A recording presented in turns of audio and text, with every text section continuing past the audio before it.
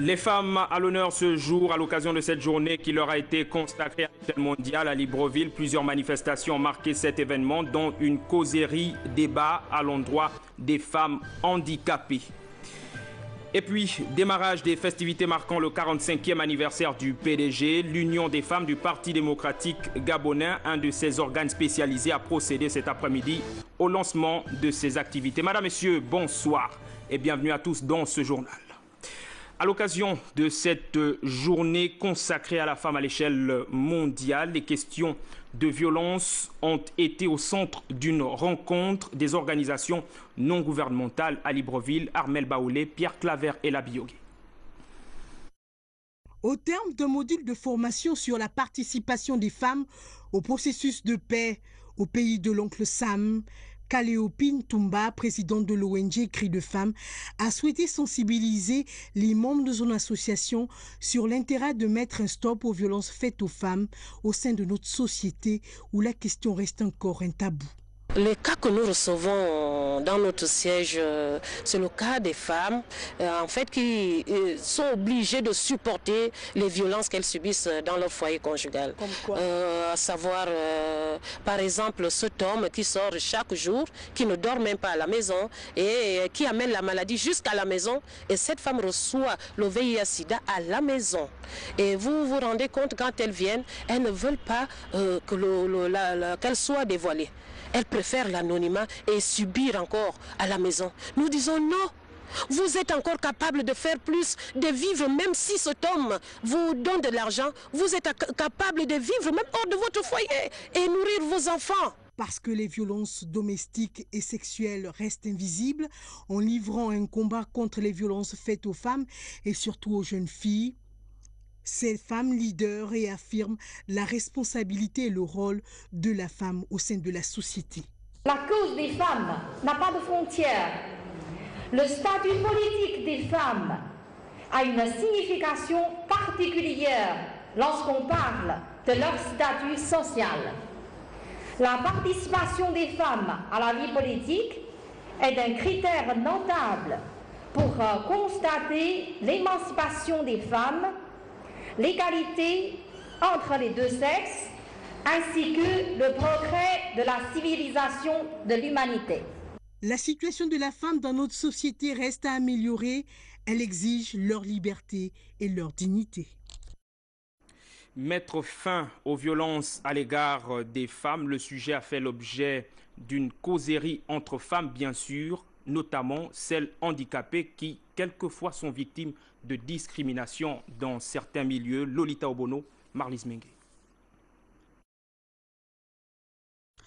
Pendant longtemps, les femmes se sont battues et se battent encore pour faire admettre qu'être née femme n'est pas une tare. Malgré cela, il faut encore et toujours mettre l'accent sur le fait qu'être femme et porteuse d'un handicap n'est pas forcément une double tare et que la femme handicapée a des ressources en elle qu'elle peut participer et apporter sa contribution pour le développement de la société. J'ai été à Muila et j'ai vu quelque chose de merveilleux. Les femmes de Muila sont merveilleuses. Je parle des femmes handicapées, moteurs particulièrement. J'ai vu des étendues de champs appartenant aux femmes handicapées à Muila.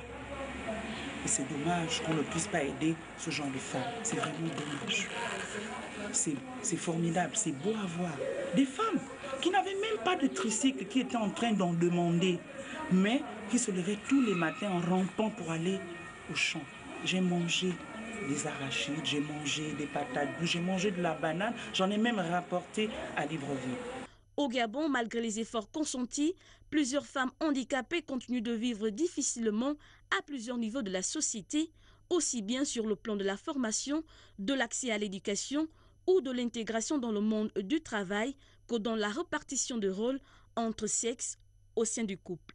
Vu le nombre de femmes qui tendent encore la main, je n'ai même pas besoin d'énoncer cela. Il y a des statistiques. Il y en a combien dans les ministères, combien dans les sociétés privées? Il n'y en a pas. Moi, je peux interpeller le gouvernement, le président de la République et dire, mais pourquoi ne pas réserver un certain quota à ces personnes handicapées qui sont formées, mais qui n'ont même pas d'emploi aujourd'hui, en se disant, bon, toutes les années, il y a combien de postes budgétaires dans ce pays? Mais si on pourrait réserver au moins 5%, même 2% pour les personnes handicapées, ça les motiverait. Cette causerie débat essentiellement axée sur la question de l'autonomisation de la femme handicapée en cette journée dédiée à la femme a une fois de plus été l'occasion pour les acteurs d'interpeller la société sur l'égalité de chance entre toutes les femmes et sur les discriminations faites à la femme handicapée. Dans cette édition d'information, on parle également des violences faites aux enfants et pour cela un séminaire de sensibilisation à l'endroit des ONG qui luttent contre ces actes ignobles a été initié par le ministère en charge de la famille, Pelajimbui Owono et Eric Medarenge. C'est pour réduire le taux de violence faite aux enfants qui s'élève à 41% pour les filles et 59% pour les garçons, selon l'Observatoire national des droits de l'enfant, que le ministère de la Famille, l'Observatoire national des droits de l'enfant et l'UNICEF ont organisé ce séminaire de sensibilisation et de formation à l'endroit des organisations non gouvernementales qui luttent contre ces violences. C'est donc à juste titre que l'ONDE, conformément à l'article 10 de son décret et à l'actualité de l'heure, marquée par des crimes odieux et de toute forme de violence dont nos enfants sont constamment victimes, qui nous est paru opportun d'organiser la rencontre de ce matin. Le gouvernement, dans le cadre de la mise en œuvre de la politique de Monsieur le Président de la République, chef de l'État, Son Excellence Ali Bongo Ondimba, qui place l'homme au centre de tout développement, a marqué son indignation face à la prolifération des actes de violence dans notre pays. Aussi, au regard de ce constat désolant, je voudrais vous inviter, mesdames et messieurs, à des échanges fructueux tout au long de cet atelier, en vue d'aboutir à des recommandations justes et percutantes, sur la base desquelles les pouvoirs publics vont pouvoir se pencher pour favoriser l'émergence d'un environnement sain et protecteur pour tous les enfants vivant sur le territoire national. Les experts ont expliqué que les mauvais traitements subis par les enfants sont souvent causés par les membres de la famille et les enseignants. C'est une question qui est restée longtemps tabou dans nos maisons, nos églises ou mosquées, et cela pas seulement au Gabon. Et aujourd'hui, le Gabon a décidé de prendre le taureau par les cornes pour s'attaquer à ce phénomène. Et en tant que femme, je me réjouis que cela se passe à la veille de la Journée internationale de la femme. Il est donc demandé à ces séminaristes de sensibiliser à leur tour les parents et les enseignants, car la violence appelle la violence. C'est ce qui explique le comportement des enfants violents, qui est fortement rattaché à leur fuite loin de la maison et au statut d'enfant de la rue. La recrudescence des assassinats et autres crimes au Gabon, fermement condamnés par l'Union du peuple gabonais, le parti de feu Pierre Mamboundou a mis à profit son traditionnel point de presse pour inviter le gouvernement à prendre des mesures concrètes d'éradication de ce phénomène. On écoute Mathieu Mbumbanziengui, son secrétaire exécutif. Mesdames, Messieurs, l'UPG s'est toujours indigné des crimes rituels perpétrés de manière récurrente dans notre pays. Au lieu que certains de nos compatriotes développent en eux des capacités culturelles, d'intelligence, de réflexion, de créativité et de maîtrise d'outils pour réussir politiquement, socialement et économiquement, ils se livrent souvent par des personnes interposées à des crimes rituels. Les commanditaires des crimes rituels ne militent pas pour un Gabon émergent, mais pour un non-développement du Gabon. Car pour être totalement émergent, notre pays doit d'abord connaître en son sein le développement parfait des trois volets de l'émergence que sont le Gabon vert, le Gabon industriel et le Gabon des services. L'UPG interpelle le pouvoir exécutif de notre pays et ses excroissances pour qu'il puisse prendre des mesures exceptionnelles qui permettront l'éradication des crimes rituels dans notre pays.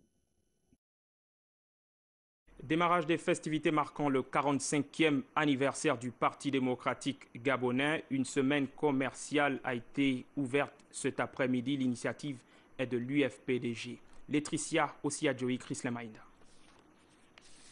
Plus qu'une coïncidence, les femmes de l'Union des femmes du Parti démocratique gabonais ont choisi le 8 mars, journée internationale de la femme, pour donner le ton du 45e anniversaire du Parti démocratique gabonais. Un anniversaire dont les festivités s'étendront du 8 au 12 mars avec plusieurs activités au programme, entre autres la semaine commerciale des femmes de l'UFPDG. Après l'arrivée du secrétaire général du parti et du membre du comité permanent Raymond Donsima, c'est l'hymne du parti qui a marqué le début officiel de la cérémonie. Aussi, les choses sérieuses pouvaient-elles commencer. Plusieurs temps forts ont ponctué la dite cérémonie. Je vous prie de bien vouloir recevoir les remerciements des militants de l'Union des femmes du Parti démocratique gabonais, car aujourd'hui, 8 mars 2013, elles sont doublement honorées.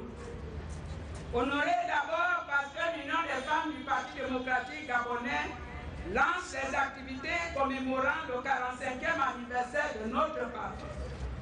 Honorées ensuite parce que c'est la journée internationale de la femme.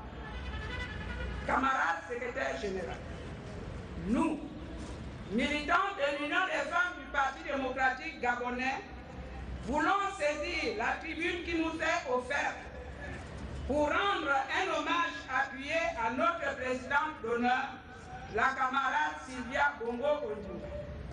Car, en effet, les nombreuses initiatives prises et actions réalisées par la camarade Sylvia Bongo Ondimba en faveur des droits et de la promotion de la femme, tant sur le plan national qu'international, ne sont plus à présenter.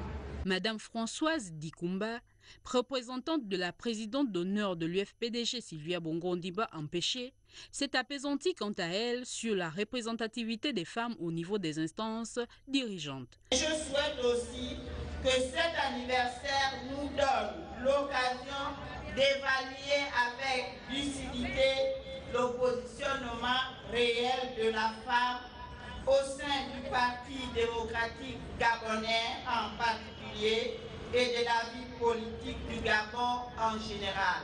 Nous devons regarder la vérité en face. Le taux de chômage de la population féminine est estimé à 27% contre une moyenne nationale de 16%. Et la gouvernance reste encore exclusivement une affaire d'hommes. La représentante de la présidente d'honneur de l'UFPDG a pour finir procédé à la coupure du ruban symbolisant l'ouverture de la semaine commerciale des femmes du dit parti, suivie d'une visite des différents stands. Et justement, en rapport avec cet événement, la cérémonie de prestation des groupes socio-culturels marquant le 45e anniversaire du PDG, initialement prévue demain, samedi 9 mars 2013, est reportée au mardi 12 mars 2013 à 14h à l'esplanade de la Cité de la démocratie. Le secrétariat exécutif du PDG présente ses excuses aux militants et militantes du parti pour le désagrément induit par ce report. L'ADER, l'Alliance démocratique et républicaine, confirme son ancrage dans la majorité républicaine pour l'émergence. Dieudonné Pombo, son président, invite donc les militants au respect de cette ligne politique en appui au chef de l'État, Ali Bongo Ondimba. Nous l'écoutons.